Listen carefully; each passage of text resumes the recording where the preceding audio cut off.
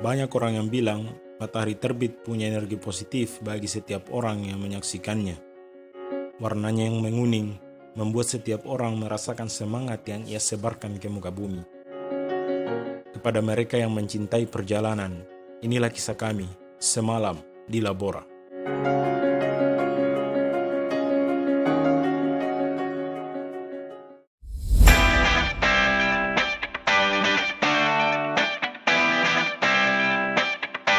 Menepati janji, saya kembali mengunjungi Labora.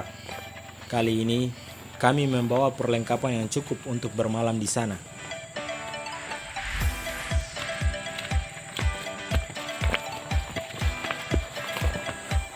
Sebagai catatan, saya melakukan perjalanan ini dengan 2 orang kawan. Yang keduanya saya lakukan dalam waktu yang berbeda. Tanjung Labora sendiri ada di Desa Oempu, Kecamatan Tongkuno, Kabupaten Muna. Jalurnya sama dengan jalur ke Pantai Walengkabola. Cuma kita akan mengambil jalur sebelah kiri ketika tiba di sebuah pertigaan di Desa Fongkaniwa. Sedangkan Walengkabola ada di jalur kanan. Pada hari itu, ternyata ada banyak orang yang berkunjung. Jadinya kami berbaur dan berkenalan dengan beberapa orang.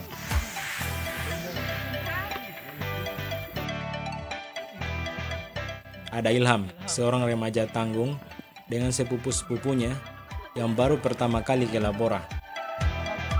Ada juga seorang lelaki parubaya yang nampaknya banyak tahu tentang sejarah Kerajaan Muna tempo dulu. Aslinya itu Lade Pasana.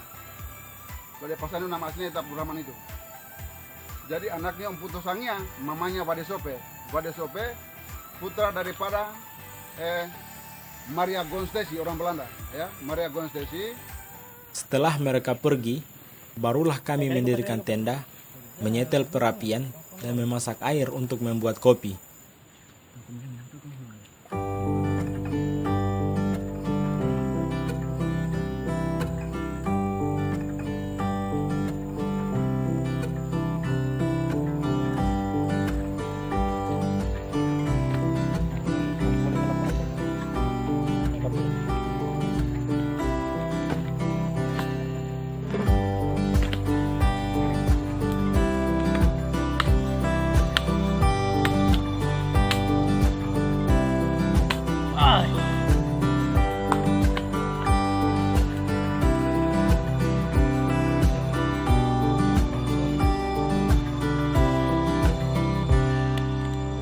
Duduk corona itu pakai sama.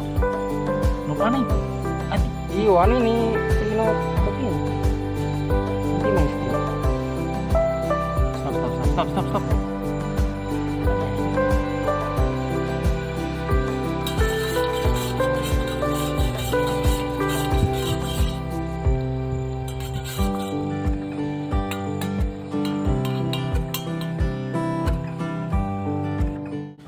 Tentu saja, kopi yang kami nikmati senja itu berbeda.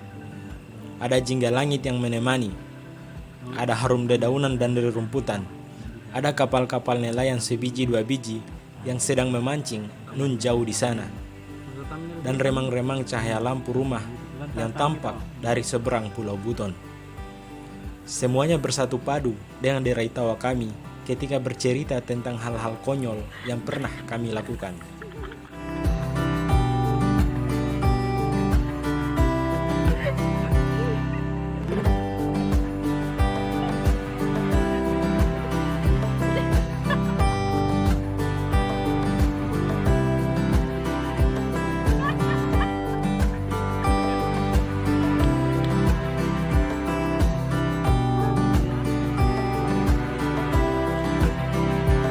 Malam makin kelam.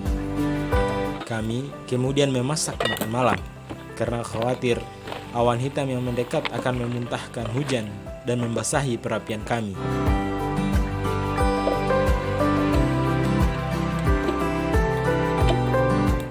Dan benar saja, perlahan rintik mulai turun tepat setelah masakan kami matang.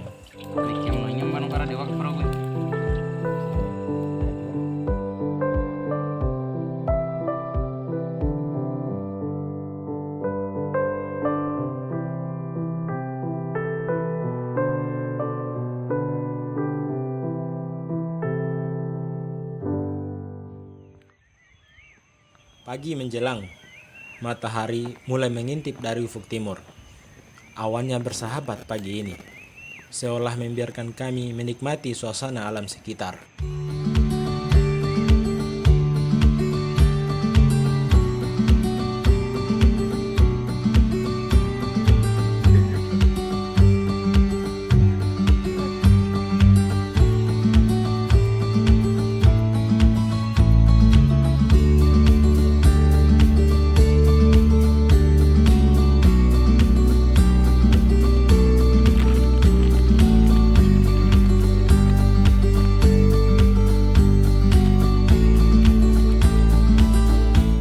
Tidak banyak yang kami lakukan, hanya menikmati semburat jingga matahari terbit, berteman dengan cerita.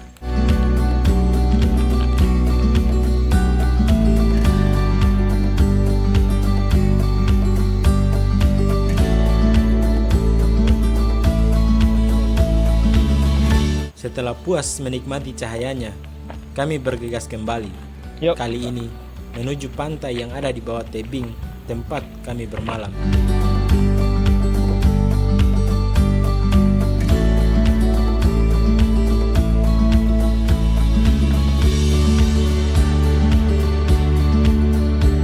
Menurut saya, Labora ini termasuk paket lengkap karena ada 3 tempat yang bisa kita kunjungi dan nikmati sekaligus.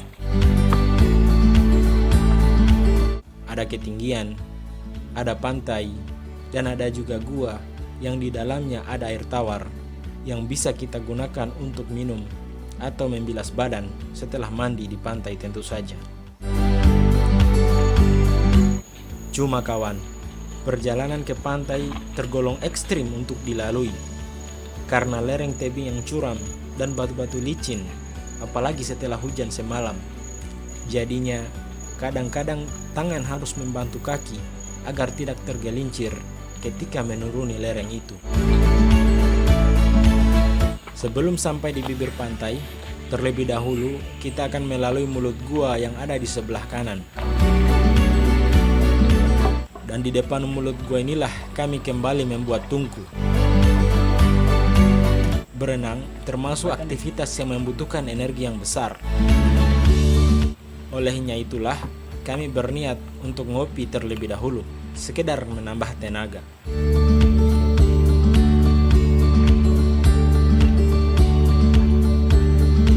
Setelah merasa energi sudah cukup, kami kemudian berenang di pantai itu.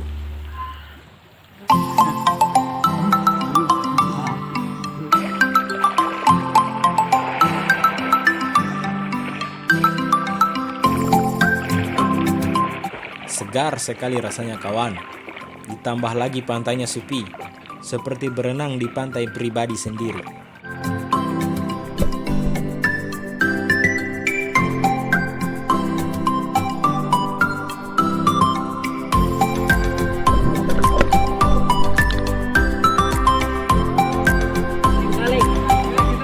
Di tepi pantai itu, kami bertemu dengan nelayan setempat.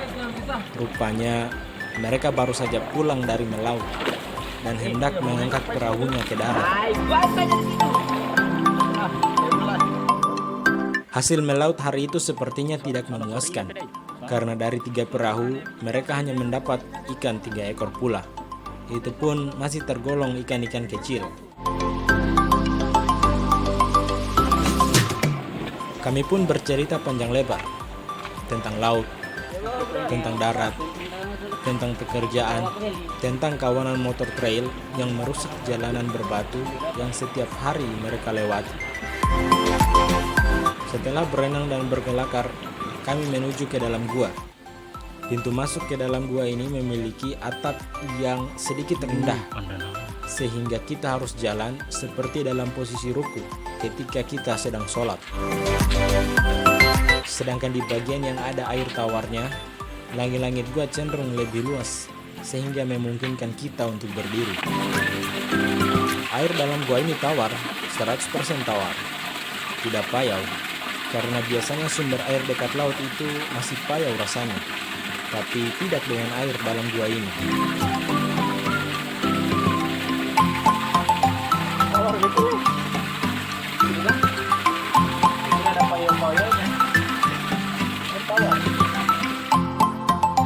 keluar dari gua, rupanya nelayan-nelayan itu menunggu kami keluar juga agar bisa membilas badan di air tawar itu.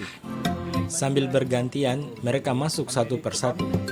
Dan di antara 3 nelayan tadi, ada tambahan nelayan ayah dan anak 2 orang. Mereka juga baru pulang dari melaut. Walaupun hanya seekor ikan yang mereka dapat, tapi tampaknya ikannya lah yang paling besar di antara yang lain. Satu hal yang saya pelajari dari nelayan-nelayan labora yang kami temui, bahwa hidup seberapapun kerasnya harus bisa dinikmati. Perbincangan kami banyak dari bibir pantai sampai di mulut gua. Tapi saya tidak merasakan ada kesedihan atau penyesalan melakoni hidup yang serba sulit itu. Terkadang sambil tertawa, mereka menceritakan kegetiran yang mereka alami.